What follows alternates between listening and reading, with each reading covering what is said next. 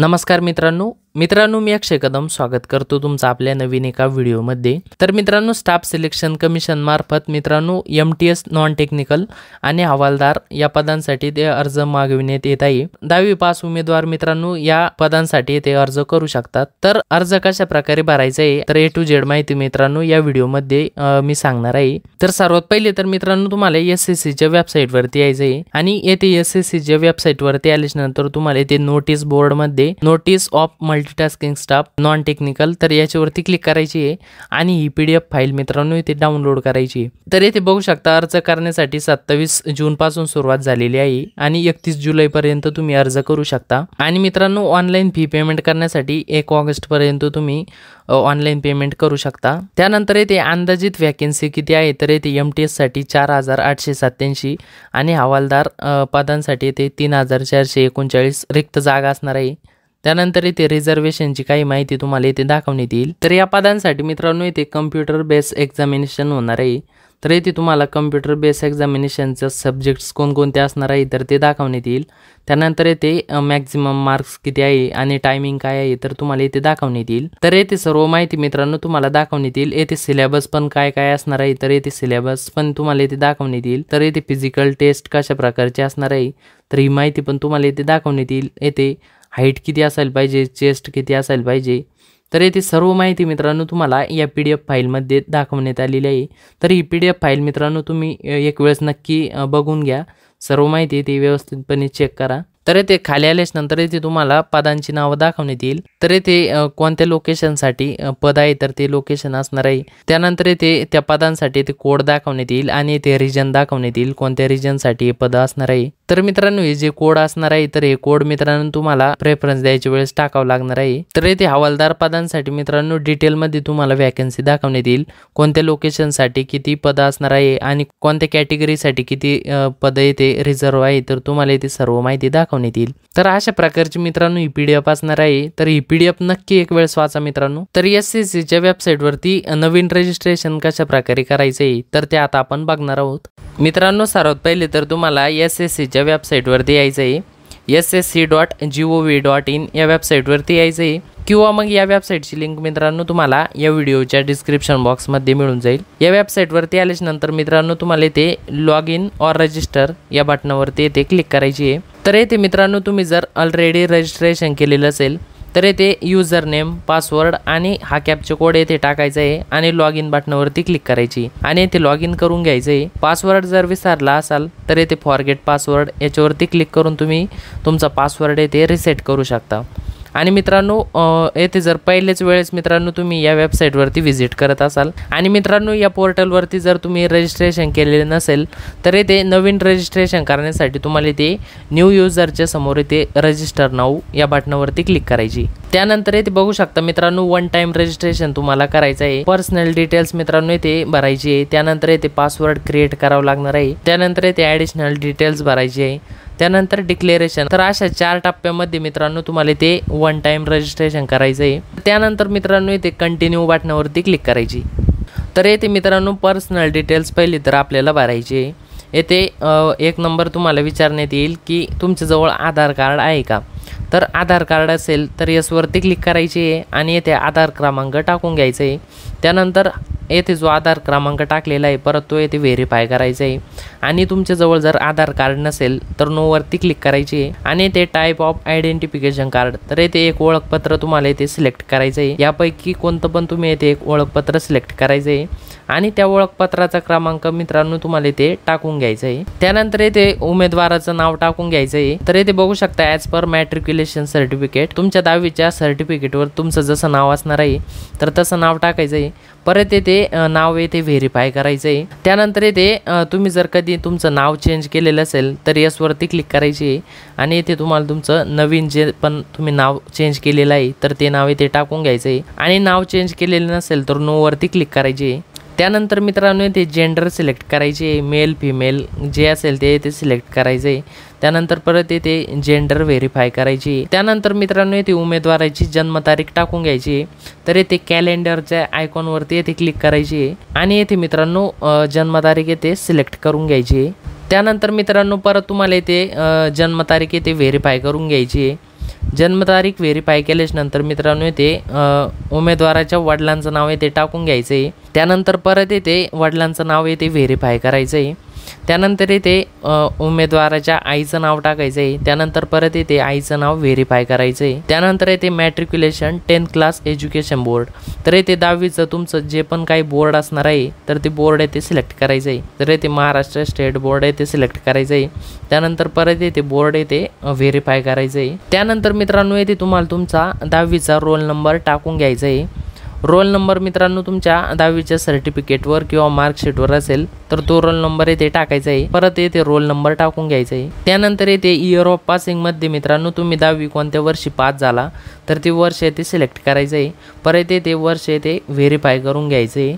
त्यानंतर येथे highest level of education qualification, तुमचं जास्तीत जास्त शिक्षण काय आहे तर येथे हायेस्ट क्वालिफिकेशन येथे सिलेक्ट करायचं आहे।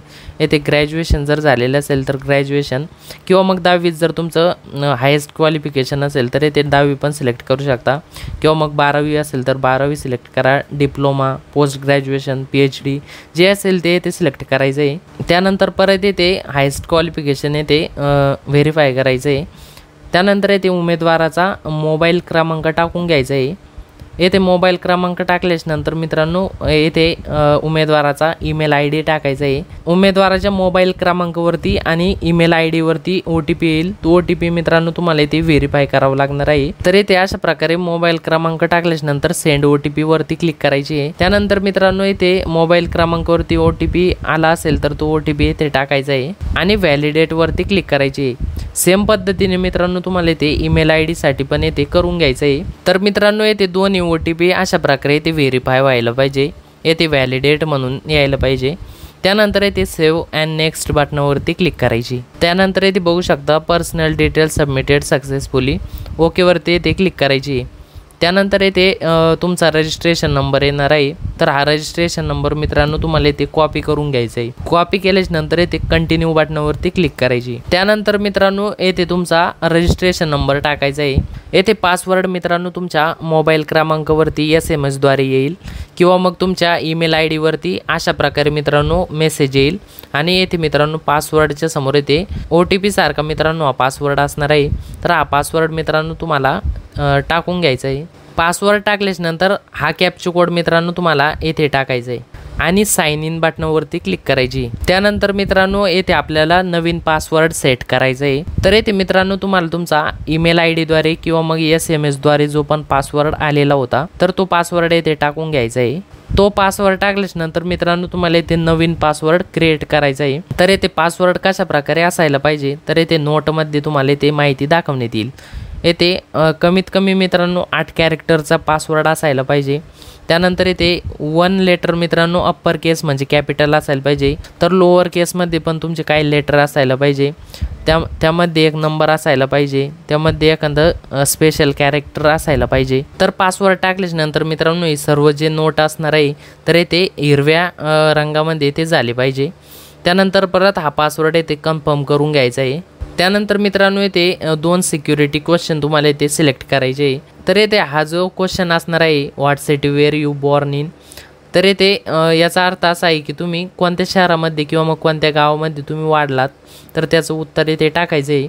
त्यानंतर येथे सिक्युरिटी क्वेश्चन 2 मध्ये परत येथे एक सिक्युरिटी क्वेश्चन सिलेक्ट करायचं आहे। तर येथे what was the name of your first school, तर येथे तुमच्या पहिल्या शाळेचं नाव काय होतं तर ते नाव तुम्हाला येथे आन्सरमध्ये टाकायचं आहे आणि सेव्ह अँड नेक्स्ट बटनावरती क्लिक करायची। तर येथे बघू शकता पासवर्ड क्रिएटेड सक्सेसफुली म्हणून येईल, तर ओके वरती क्लिक करायची।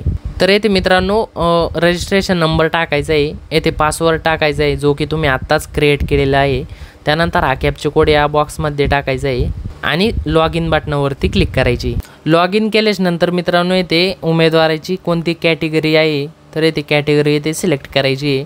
AWS, SC, ST, OBC आणि अनरिझर्व, तर यापैकी एक कॅटेगरी येथे सिलेक्ट करायची आहे। त्यानंतर परत येथे कॅटेगरी येथे व्हेरीफाय करायची आहे। त्यानंतर येथे नॅशनॅलिटीमध्ये सिटीजन ऑफ इंडिया याला येथे सिलेक्ट करायचं आहे। तर येथे मित्रांनो तुमच्या शरीरावरती कोणतेही जर मार्क असेल म्हणजे तीळ वगैरे काही असेल तर येथे ते मेन्शन करायचं आहे।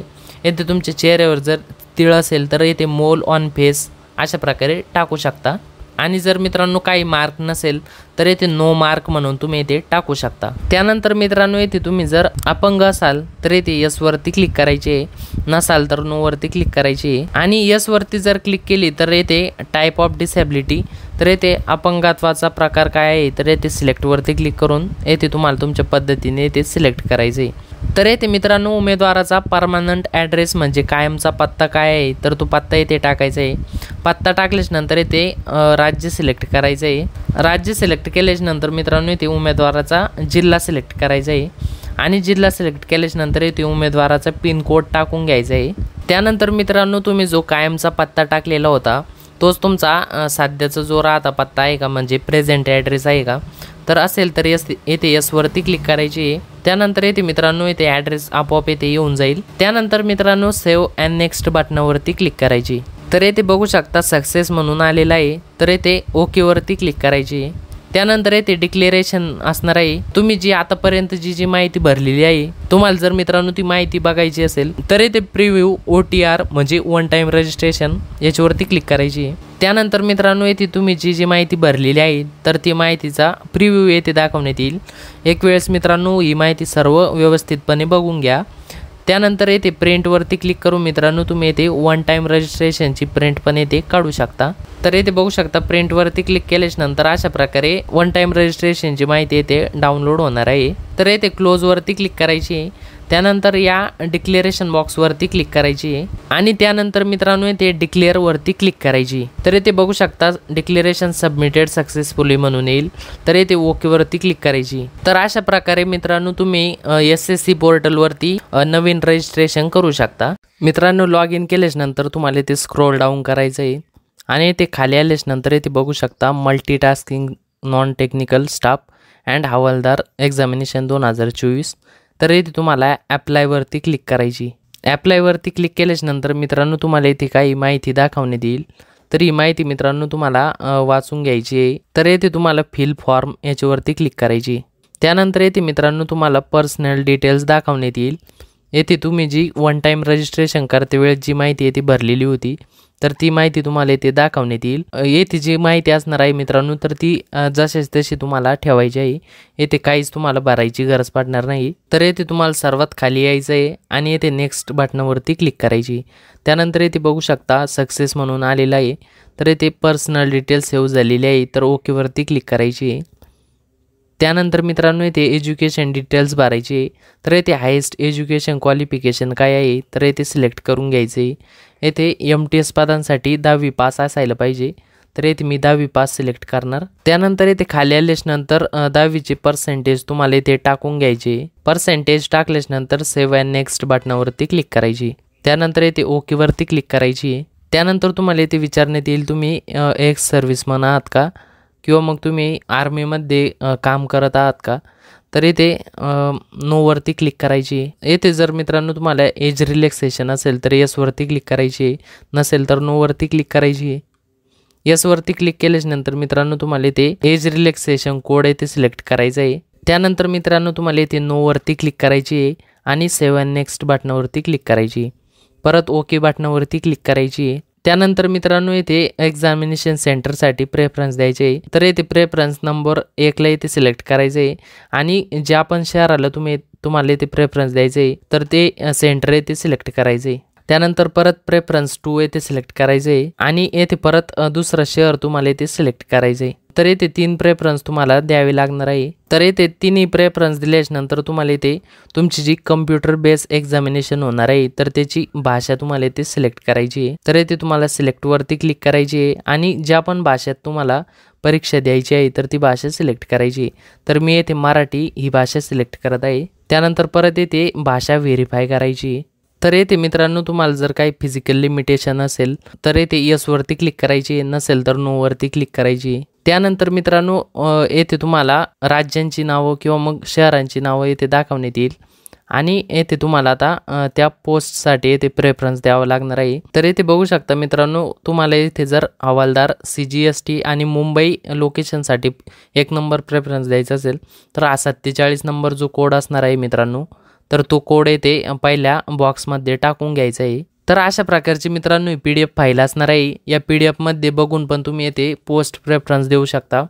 तुम्ही कोणत्या लोकेशनसाठी किती पोस्ट असणार आहे तर तुम्ही इथे बघू शकता। पोस्ट बघितल्याच्या नंतर मित्रांनो तुम्हाला इथे परत लोकेशन बघायचं आहे आणि कोणत्या पोस्टसाठी तुम्हाला इथे प्रेफरन्स द्यायचा आहे। त्या पोस्टसाठीचा जो कोड असणार आहे तर तो कोड इथे बघून घ्यायचा आहे। कोड बघितल्याच्या नंतर इथे परत 2 नंबरच्या बॉक्समध्ये तुम्हाला अशा प्रकारे नंबर टाकून घ्यायचे आहे। तर अशा प्रकारे मित्रांनो तुम्हाला एक एक करून जास्तीत जास्त प्रेफरन्स इथे द्यायचे आहे आणि प्रेफरन्स द्यायचे झाल्याच्या नंतर तुम्हाला इथे बाकीचे जर बॉक्स इथे ब्लँक सोडायचे असेल तर तुम्हाला इथे एका बॉक्समध्ये अशा प्रकारे एक्स लेटर टाईप करायचं आहे आणि इथे एका साईडला इथे क्लिक करायची। त्यानंतर इथे आपोआप सगळ्या बॉक्समध्ये इथे अशा प्रकारे एक्स लेटर येणार आहे। त्यानंतर मित्रांनो तुम्हाला इथे सेव्ह अँड नेक्स्ट बटनावरती क्लिक करायची। त्यानंतर ओके बटनावरती क्लिक करायची। त्यानंतर मित्रांनो इथे एक लाईव्ह फोटो इथे कॅप्चर करायचा आहे। येथे मित्रांनो तुम्ही जर लॅपटॉपवरून फॉर्म भरत असाल तर येथे तुम्ही डायरेक्टली तुमच्या लॅपटॉपच्या वेबकॅमने पण येथे लाईव्ह फोटो कॅप्चर करू शकता किंवा मग मित्रांनो मोबाईलवरून जर फॉर्म भरत असाल तर हा QR कोड तुम्हाला मोबाईलमध्ये स्कॅन करायचा आहे आणि SSCच्या ॲप डाउनलोड करून घ्यायचं आहे आणि त्या ॲपवरून मित्रांनो तुम्हाला तुमचा फोटो येथे अपलोड करून घ्यायचा आहे। तर मी येथे लॅपटॉपवरून फॉर्म भरत आहे तर त्यामुळे मी येथे कॅप्चर लाईव्ह फोटो याच्यावरती क्लिक करणार। त्यानंतर अशा प्रकारे मित्रांनो तुम्हाला कॅमेऱ्यासाठी अलाऊ म्हणून येथे ॲक्सेस द्यायचे आहे। त्यानंतर मित्रांनो तुमच्या समोर अशा प्रकारे कॅमेरा ओपन होईल आणि येथे तुम्हाला मित्रांनो रेड लाईन जी असणार आहे एखादा रेड फ्रेम तर त्यामध्येच मित्रांनो चेहरा ठेवायचा आहे आणि मित्रांनो फोटो कॅप्चर करण्यासाठी ते कॅप्चर बटनावरती क्लिक करायची। तर येथे सेव्ह बटनावरती क्लिक करायची। तर अशा प्रकारे मित्रांनो तुमचा फोटो येथे राईट हँड साईडला येणार आहे। त्यानंतर मित्रांनो इथे सिग्नेचर अपलोड करायची आहे। सिग्नेचरची साईज मित्रांनो 10 KB ते 20 KB मध्येच असायला पाहिजे। सिग्नेचरची जी रुंदी असणार आहे मित्रांनो तर ती 6 सेंटीमीटर असायला पाहिजे आणि उंची 2 सेंटीमीटर असायला पाहिजे। तर सिग्नेचर एडिट करण्यासाठी मित्रांनो तुम्हाला इथे सिग्नेचरची साईज व्यवस्थित करण्यासाठी मित्रांनो तुम्हाला या वेबसाईटवरती यायचं आहे। या वेबसाईटची लिंक मित्रांनो तुम्हाला व्हिडिओच्या डिस्क्रिप्शन बॉक्समध्ये मिळून जाईल। वेबसाईटवरती आल्यानंतर तुम्हाला सिग्नेचर अपलोड करायची आहे। त्यानंतर इथे DPI मध्ये 300 राहू द्यायचं आहे। तर इथे विड्थमध्ये मित्रांनो तुम्हाला 6 सेंटीमीटर इथे टाईप करायचं आहे। 6 सेंटीमीटर टाकल्यानंतर मित्रांनो हाईटमध्ये तुम्हाला इथे 2 सेंटीमीटर टाकायचं आहे। त्यानंतर रिसाइज इमेज याच्यावरती क्लिक करायची आहे। तर इथे बघू शकता सिग्नेचर आपली इथे रेडी झालेली आहे।